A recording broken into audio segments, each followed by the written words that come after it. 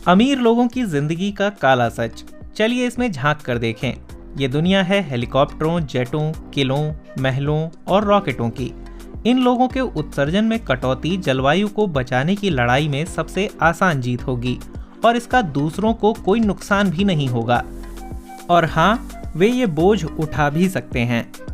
दुनिया के सबसे अमीर लोगों ने कितनी गंदगी फैलाई है, उसकी सफाई कैसे होगी?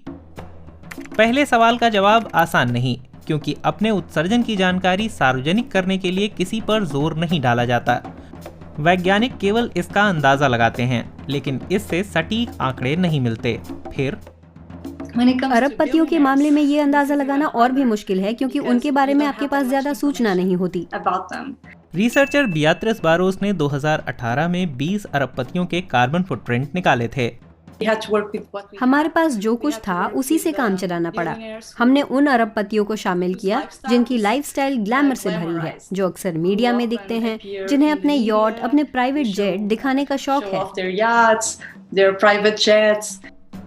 यानी एशिया के कुछ सबसे अमीर लोग उनके अध्ययन में नहीं थे, लेकिन यूरोप और अमेरिका में उन्हें भरपूर सामग्री मिल गई। बड़े पूंजीपति और फुटबॉल क्लब के पूर्व मालिक रूसी ओलिगार्क रोमान अब्रामोविच को ही लीजिए। उनके 162 मीटर लंबे यॉट पर 2 हेलीपैड हैं, 2 स्विमिंग पूल हैं जिनकी समुद्र में कोई जरूरत नहीं। डीजल से चलने वाली ये यॉट उनके विशाल कार्बन फुटप्रिंट के अंबार की मुख्य वजह है। और माइक्रोसॉफ्ट के संस्थापक बिल गेट्स, उन्हें कम से कम समस्या तो मालूम है। जलवायु तबाही रोकने के लिए हमें चाहिए ग्रीन सीमेंट, ग्रीन स्टील, ऐसे कई क्षेत्रों से होने वाले उत्सर्जन को शून्य पर लाना होगा। जलवायु विनाश से बचने पर गेट्स ने किताब भी लिख डाली। और हाँ, उनके पास कोई विशाल यॉट भी नहीं है, लेकिन बिल गेट्स अपने प्राइवेट जेट से दुनिया के इतने चक्कर लगाते हैं कि 2018 में उनकी उड़ानों से निकला उत्सर्जन 500 अमेरिकियों की उड़ानों के बराबर था। सिर्फ सेलिब्रिटी समस्या नहीं है, देशों के बीच गैर बराबरी भी कम हो रही है, लेकिन उनके अपने नागरिकों के बीच बढ़ रही है। दुनिया भर के शहरों में अमीरों और बाकी लोगों के बीच बढ़ता अंतर उत्सर्जनों पर भी लागू होता है। दुनिया में सबसे ज्यादा कमाने वाले 1% लोगों को देखिए, उनका सालाना वेतन करीब $1,09,000 है। मियामी से लेकर मुंबई तक तमाम शहरों में रहते ये लोग पिछले 30 सालों में बढ़े कार्बन प्रदूषण के 20% हिस्से के लिए जिम्मेदार हैं। सबसे धनी 1% लोगों की खपत सबसे निचले पायदान के 50% लोगों के बराबर है। अनीशा नाजरेत उत्सर्जन असमानता का अध्ययन करने वाली वैज्ञानिक हैं। वो कहती हैं, बात सिर्फ जीवन शैलियों की नहीं। अंतरिक्ष यात्रा, प्राइवेट जेट, यॉट और ऐसी तमाम चीजें बेहुदा हैं, लेकिन अभियानों को चंदे देकर राजनीतिक प्रभाव डालने और बाकी हर किसी की जीवन शैलियों को प्रभावित करने जैसी चीजें ज्यादा बड़ी समस्या है। ये 2 तरीकों से होता है। पहला है फुल स्केल लॉबिंग। यथास्थिति बनाए रखने के लिए अमीर लोगों ने खूब पैसा बहाया। ये तरीका उनके बड़ा काम आ रहा है। समाज अमीरों से आकर्षित होता है।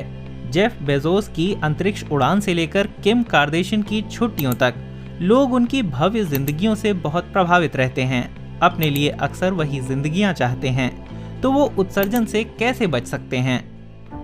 पहला जवाब बेहद आसान है। बेहद अमीरों को उतना अमीर बनने ही ना दें।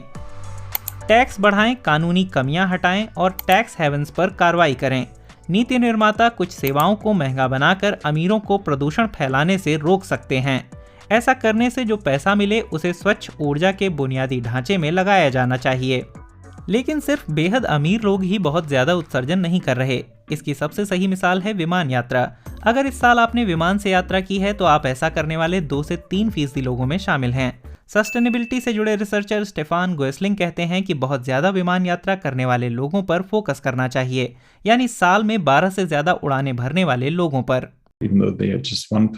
वैश्विक आबादी में ऐसे लोग सिर्फ 1% हैं, तब भी एक छोटा सा समूह साल भर में फ्लाइटों से होने वाले आधे से ज्यादा उत्सर्जन के लिए जिम्मेदार है। इससे निपटने का एक तरीका तो ये है कि हर एक्स्ट्रा फ्लाइट की कीमत बढ़ा दी जाए। इसे फ्रीक्वेंट फ्लायर लेवी कहते हैं। इससे विमान यात्रा की मांग में कमी आएगी और मामला सबसे ज्यादा अमीर लोगों के हाथ में भी नहीं चला जाएगा। क्या इस पर सहमति बन सकती है? वास्तव में बेहद अमीर लोगों की लाइफस्टाइल को लेकर हैरानी भरा समर्थन देखा जाता है। लेकिन अमीर क्या खरीदते हैं, सिर्फ इस पर फोकस करना गलती होगी, क्योंकि अमीरों का संगठनों के भीतर ज्यादा प्रभाव होता है। वे जहां काम करते हैं वहां बदलाव के लिए लॉबिंग भी कर सकते हैं। अमीरों की जीवन शैली में सुधार जलवायु के लिए स्पष्ट जीत है, लेकिन अमीर लोग यूं ही खुद को कार्बन मुक्त नहीं करेंगे।